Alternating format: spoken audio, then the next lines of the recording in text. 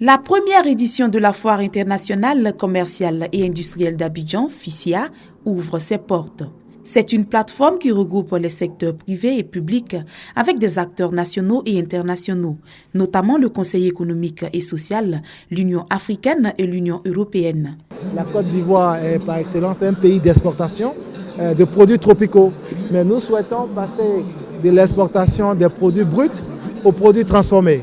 Nous encourageons les opérateurs économiques, les investisseurs à investir dans la transformation du cacao. Comme vous le savez, notre ambition en 2020, c'est que nous puissions passer à un taux de transformation de 50%.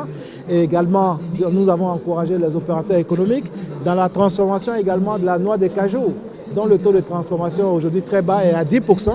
Et nous souhaitons en 2020 également être à 50%. Le thème choisi est l'Afrique et ses défis.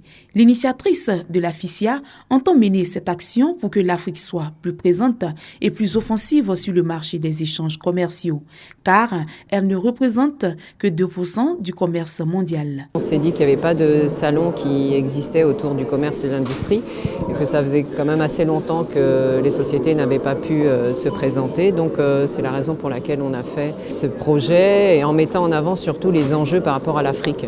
Parce qu'aujourd'hui, on doit se positionner par rapport à un certain marché et être attractif par rapport à notre offre. Donc la raison pour laquelle on a souhaité que l'Afrique et d'autres pays aussi participent, que ce soit vraiment un salon international.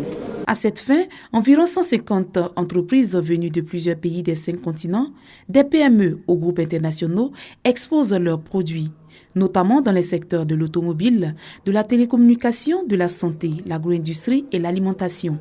En marge de ces expositions se tiennent des forats sur plusieurs problématiques ainsi que des séances B2B.